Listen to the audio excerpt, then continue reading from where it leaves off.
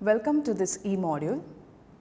This program is designed for the students of Bachelor of Science second year in the subject of Botany, Semester 4, course code BOS 102, course title Herbal Technology. The title of this Unit 3 is Phytochemical Analysis. Module name General Methods of Preparation of Crude Herbal Extracts, Decoction, Maceration and Infusion. I am Ms. Emma Fernandez, Assistant Professor in Dempe College of Arts and Science, Miramar, Goa. In this module, we shall see the introduction, decoction, maceration and infusion methods, in which we shall see the preparation, advantages and disadvantages. At the end of this module, the student will explain the method of preparation of crude herbal extracts by decoction, maceration and infusion method, and also state the advantages and disadvantages of decoction, maceration, infusion methods of preparation of crude herbal extracts.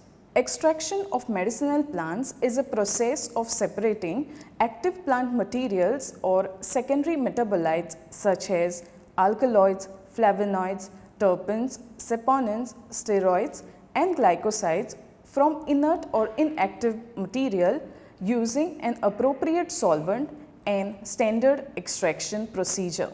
To choose an appropriate extraction method, there are certain factors to be considered, such as nature of the plant material, the solvent used, the pH of the solvent used, the temperature under which the extraction method is carried out, and the solvent to sample ratio. Solvents commonly used in extraction of medicinal plants are of three types. First, the polar solvent, the solvents which has dipole moments such as water, alcohols, etc. The second type is the non-polar solvents in which there are no dipole moments. Example, N-hexane, ether and chloroform. The third type of solvent is the intermediate polar solvent, in which it is not strictly polar or non-polar. And examples of such solvents are acetone and dichloromethane. Now let us discuss the first method, that is decoction. In this process, the crude drug is boiled in a specified volume of water for a defined time. It is then cooled and strained or filtered. This procedure is suitable for extracting water-soluble and heat-stable constituents. Here in this picture, you can see a vessel in which herbs are being boiled on a gas. The starting ratio of crude drug to water is fixed. For example, 1:4 or 1:16. The volume is then brought to 1/4 of its original volume by boiling during the extraction procedure. Now let us see the preparation of this method. In this method, first we shall place the dry herbal ingredients in an earthenware or stainless steel pot and add cold water until the water level is 3 to 4 cm above the herbs. Now leave the herbs to soak in the water for at least an hour. Now place the pot on the gas stove and apply strong heat to bring it to boil. Once the liquid is boiling, turn the heat down, simmer the herbs for 20 minutes and then strain the decoction from the pot into a receptacle. Now pour another 200 ml of cold water onto the herbs in the pot and cook for further 20 minutes. Now strain the resulting liquid into the receptacle holding the first decoction, thus mixing the two decoctions together. The total liquid obtained should be about 200 to 250 ml. Care must be taken that the vessel is always closed during the heating to prevent any essential constituents from being lost through evaporation. Coming to the advantages of this method, decoctions can be absorbed quickly. Decoctions can be used topically as herbal baths for the whole body or for the affected regions of the body. Decoctions are normally preferred for harder herbs like roots, barks and seeds. It is helpful to grind or crush the whole root, bark and seeds before preparing the decoction. However, there are certain disadvantages, such as they need a reasonable amount of time to prepare, especially in chronic diseases. They do not always taste pleasant. They are not easy to transport or to store. Now let us discuss the second method of extraction, and that is maceration. In this process, the whole or coarsely powdered crude drug is placed in a stoppered container with the solvent and allowed to stain at room temperature for a period of at least 3 days with frequent agitation until the soluble matter has been dissolved. The pieces of the plant material should not be too big, otherwise the solvent will not be able to penetrate the innermost cells. So also they should not be reduced to powder. That would result in losing the volatile active ingredients contained inside the plant. Let us see the preparation.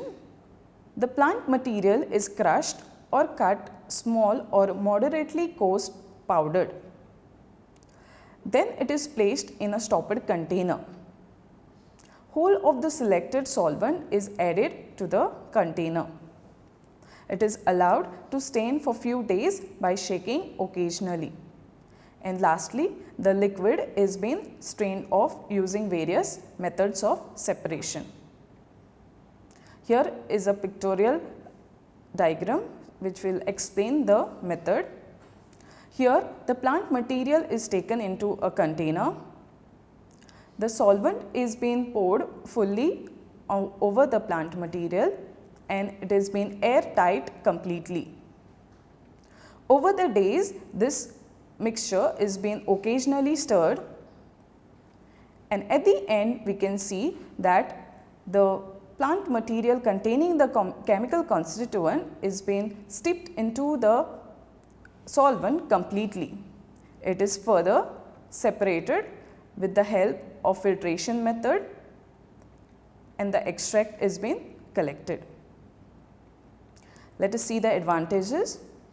Maceration is a simple method using non-complicated utensils and equipment. It does not require skilled operator. It is an energy saving process, and for certain substances which are very less soluble in solvent and requires only prolonged contact with solvent is ideal. This is the suitable method for less potent and cheap drugs. Coming to the disadvantages, unfortunately the duration of extraction time is long and sometimes takes up to weeks. It does not exhaustively extract the drug. Also, it is very slow process and time consuming. The solvent required in this method is more. Let us come to the third method of extraction, and that is infusion. Infusion is the process of extracting chemical compounds from plant material in a solvent such as water, oil or alcohol by allowing the material to remain suspended in the solvent over time. This process is often called as steeping. Infusion itself is a dilute solution of the readily soluble components of the drugs. The solvent to sample ratio over here is usually 4:1 or 16:1 depending on the intended use. Coming to the preparation. In this process, a liquid is typically boiled and poured over the herb. The herb is allowed to steep in the liquid for an appropriate period of time. Further, the herb is strained out, leaving an infusion. Unless the infusion is to be consumed immediately, it is bottled and refrigerated for further use.